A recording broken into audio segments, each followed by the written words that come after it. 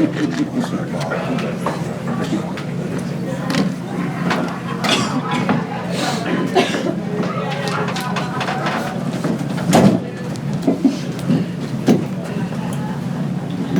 we just asked Sean about it, could you talk a little bit about the lob to him and the reverse dunk that he had there? Yeah, he pointed.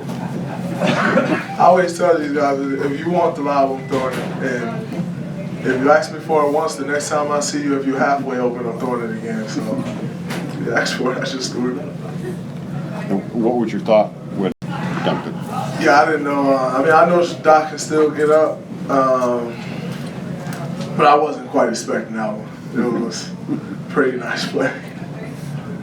What does it say about a guy who, because of a knee injury, and here he is in his 30s playing this well at this point in the season? Man, he's one of the most resilient people I've ever met. You know, to come back from what he went through. But it's not just about the knee injury. Like, you have to look at the entire body of work from being this highly touted kid, from Peoria, Illinois, to, what was he, the third pick in the draft, and was on his way to having a really successful career, and then boom, he goes down.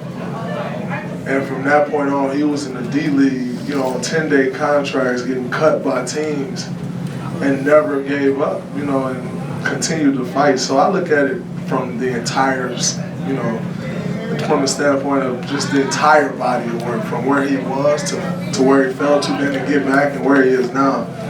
It's amazing.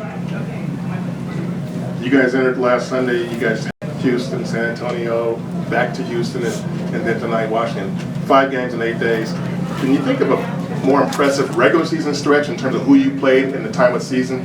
No. I was looking at this, and honestly, when you're looking at a schedule like that, I always look and be like, man, we want to go 5-0.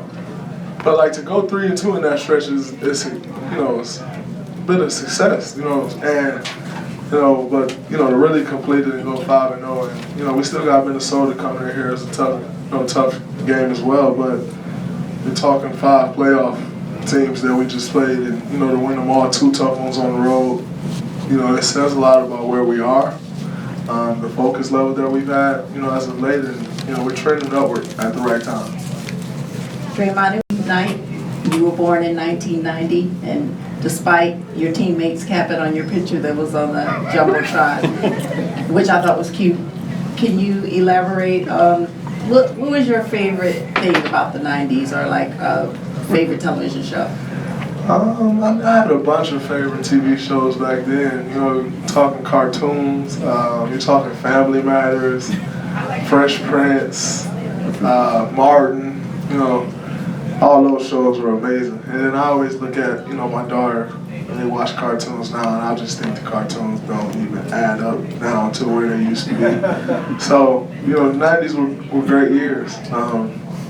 Shout out to the 90s babies for sure.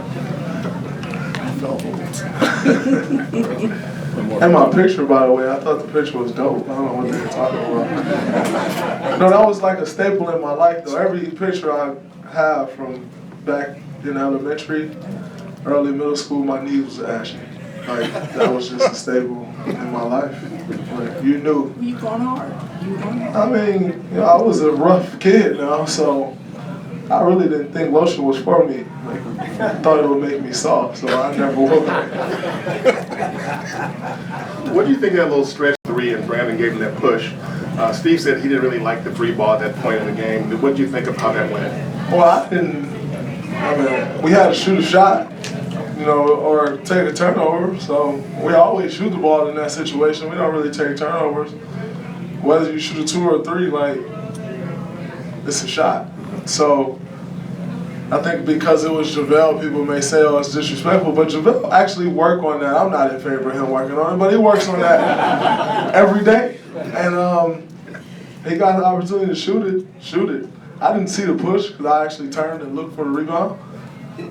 So once I heard the whistle blow, I thought it was just a foul. Like, I didn't see what transpired. I still haven't saw a replay of it either, so whatever. You guys give Lee about fitting in when he comes back to this Hell game? no. Absolutely not.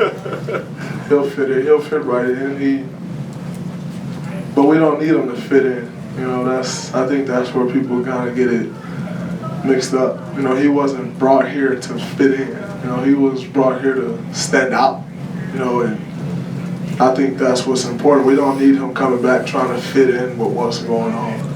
You know, we need him to come back and be KD, and that's what he'll do. We don't really, you know, joke like it'd be foolish of anyone, especially us, to think that, you know, we're a better team without him, or we'll do whatever we want to do now. So, no, there's definitely no jokes, and you know, we can't wait till you get back for sure. What did you, Steph's layup on his crazy, you know, unreal layup scale, and what did you think of his overall performance tonight? Ah, man, he was amazing tonight. You know, he was aggressive, shot the ball extremely well. You know, he got a lot of deflections. I think he defended really well. You know, defending John Wall is a tough task, and you know, I think he did a great job on him. You know, so amazing performance. He carried us. You know, whenever we need a bucket, you know, he was right there to get us a bucket, and you know, kind of stop their runs, you know, or give us runs of our own. So, you know, it was a great night for him, which in turn made it a great night for us. You ended up with a triple-double, but you just get past across to somebody, I can't remember who it was, they hit the shot, so you got another assist. You got a moment to be selfish. You didn't take it. Yeah, I had my selfish moment last year trying to chase a triple-double. It ain't for me. If it happens, it happens. If not, it doesn't. You know, it don't, like, I don't get off on stats. It does nothing for me. You know, I've always been the type of guy that I'd rather you have it than me. You know, so if you, I threw a few passes that I don't really care. Like, I could go try to score, but I want to make the right basketball play. You know, I think in the long run, your teammates appreciate that, you know, than rather than you out there trying to chase triple-double if it was meant for me. And it happened anyway, you know, but if it was meant for me to get earlier, then I would have got it. You know, I shot 9 shots. So I shot 3 threes, so that's 9 points. That leaves me with 6 shots, that's 12. So that was a possibility of scoring 21 points plus 6 free throws. Great math. I could have had 27 points if I made all my shots. So it's nobody else's fault that I missed those shots but mine. So I'm not going to chase it and try to get it at the end.